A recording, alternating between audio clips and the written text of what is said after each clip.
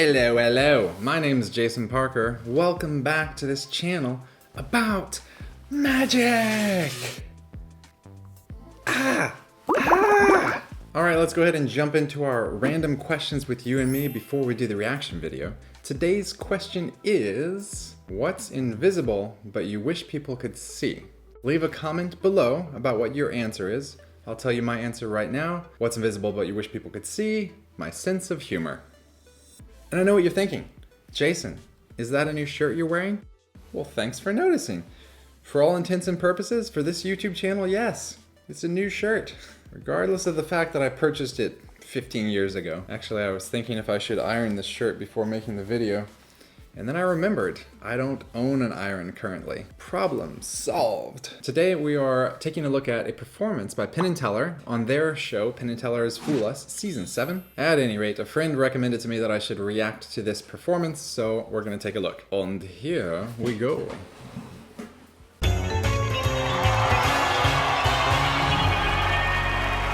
Welcome back. To close out our show, our living legends have a trick to perform for one of their friends.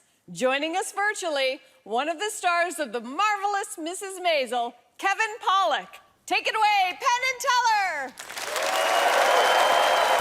You know, Kevin, doing this show, we've seen a lot of wonderful magicians and seen a lot of wonderful magic. And we've also met some very good friends. We have a friend, one of the greatest Spanish magicians named Jandro. And a few months ago, Jandro just sent us a video and said, here's a trick you guys should do. And we watched it, and then he sent us another video showing us how to do it, and we learned it, decided to do it for another one of our friends, Kevin. So Kevin, where the hell are you? I don't see how that's your business. Just do our stupid little trick and get on with it, is that right? Yeah, no, I'm in, as far as you know, Los Angeles, California. And I'm gonna juggle 3 fruits. I'm gonna juggle an orange, a grapefruit, and a lemon. Now, I'm gonna juggle an orange, a grapefruit, and a lemon, but if you'd like me to change this grapefruit for a different grapefruit, or this lemon for a different lemon, or this orange for a different orange, I can do that for you. Would you like to change any one of these fruits? I would not. I trust that you've grabbed them purposefully. Okay, good. Now, Kevin, you're gonna have to pick a number between 1 and 10 inclusive. And I will tell you, Kevin, that most people, the plurality of people, pick 7. So you can pick 7 and be like other people, or you can pick 1, 2, 3, 4, 5, 6, 8, 9, 10, and be a little more original. What number do you want, Kevin? 10. 10. Do you want to change your mind, Kevin? Yes. What do you want to change it to, Kevin? 2. 2. Do you want to change your mind, Kevin? I mean, kinda, but no, I won't. Okay, 2. Now, do you want red or black, Kevin? Red. Red. Do you want to change your mind, Kevin? No. First off, I gotta say that Teller standing so close with that knife is kind of making me nervous. I mean, Penn's moving his arms around. What if he just nicked the edge of his hand? And secondly, I thought it was really cool that Jandro just sent Penn and Teller this magic act to perform. Sharing is caring. I guess once you get to a certain level of prestige in the magic community, people just send you magic that you can do yourself. I'm actually kind of curious why he chose to do that. Just out of the kindness of his heart? Or is it part of some larger plan? And thirdly, who of you have heard of this TV show, The Marvelous Mrs. Maisel? I think I don't know this one. Marvelous Mrs. Maisel. Checking it out on ye old Rotten Tomatoes.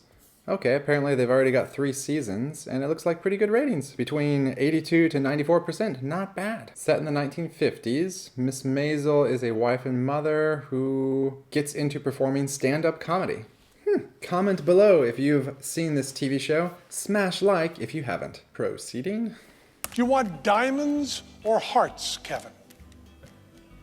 Hearts. Hearts. You picked the 2 of hearts. Do you want to change your mind, Kevin? I mean, my favorite card in the whole deck is the 7 of spades, but you seem to have ruled out the 7s. So I'm gonna go with the 2 of hearts. 2 of hearts. Now, do you want lemon, orange, or grapefruit, Kevin? Orange, please. Orange. We've picked orange.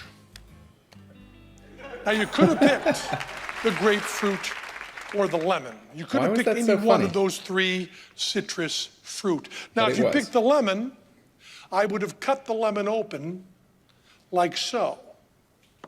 And you would have seen in that lemon lots of citrus goodness.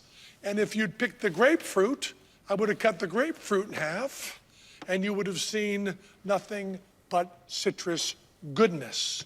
But you didn't. You picked the orange. Orange, you glad you... Okay. And in the orange, there is one card there. Now, Kevin, you could have chosen the grapefruit or the lemon, but instead you chose the orange. True. Now, you could have picked the seven of spades. I mean, I kind of threw you off it, but you could have picked the seven of spades. You started with a 10, and you changed to a 2. And then you said red, and then you said heart.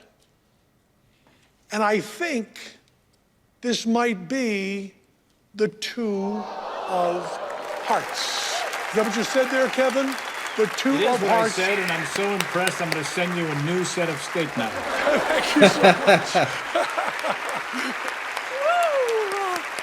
Oh, thanks to Kevin Pollak, thanks to Penn and Teller, and thanks to all of you for watching. We'll see you next time.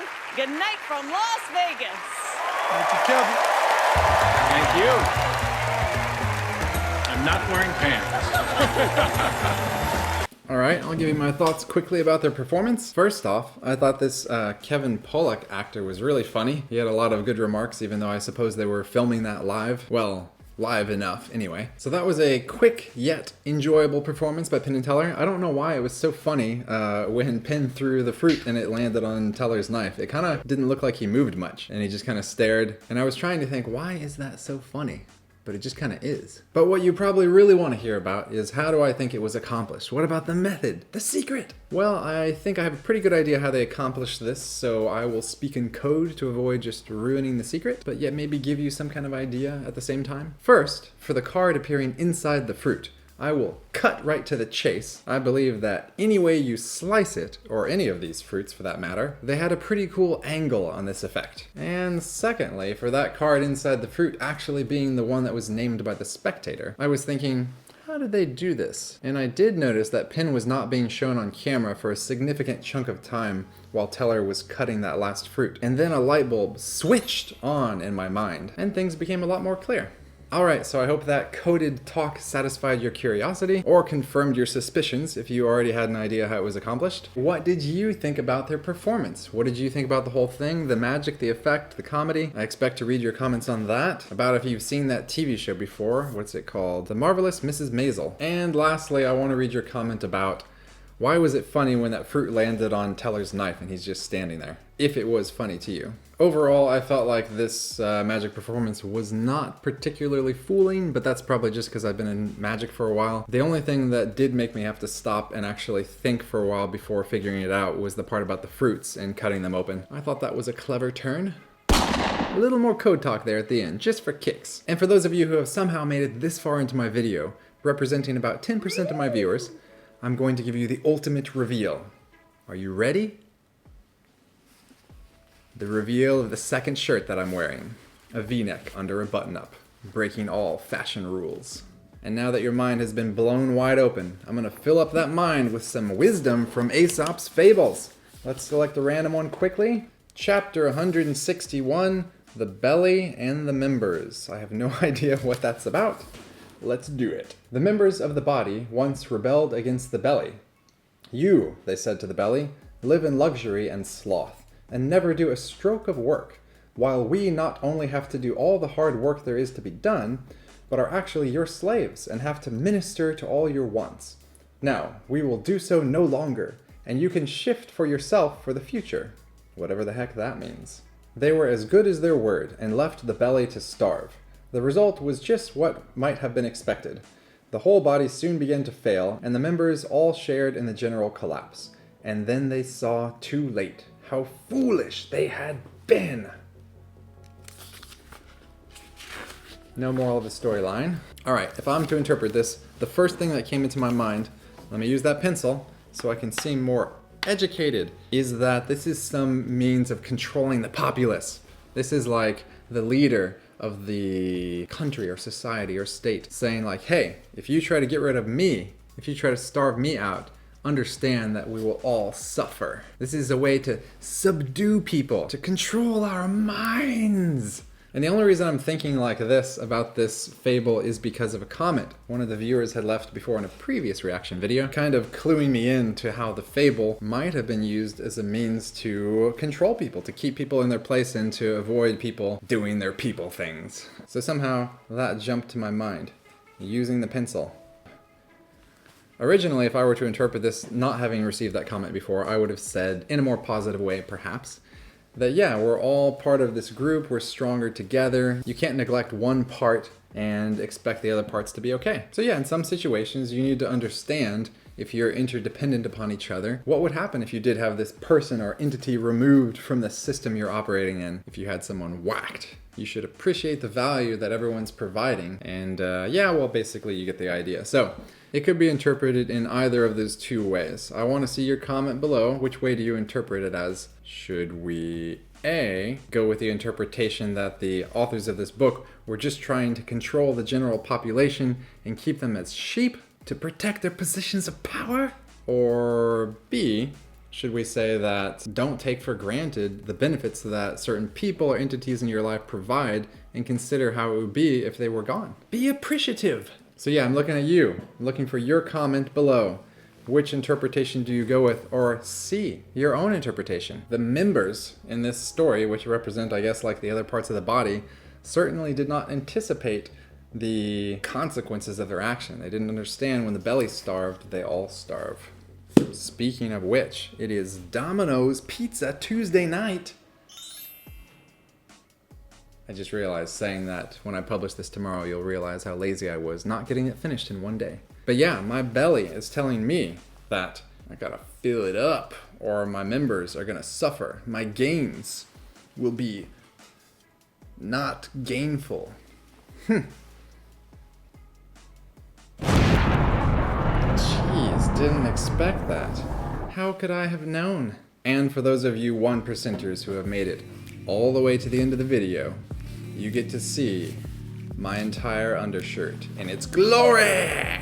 Aren't you glad you made the decision to stick around this long? But seriously, I gotta order that pizza. At any rate, I hope you're having a fantastic week. Stay tuned for the next reaction video, which should be sometime this weekend, and I'll see you in the next video.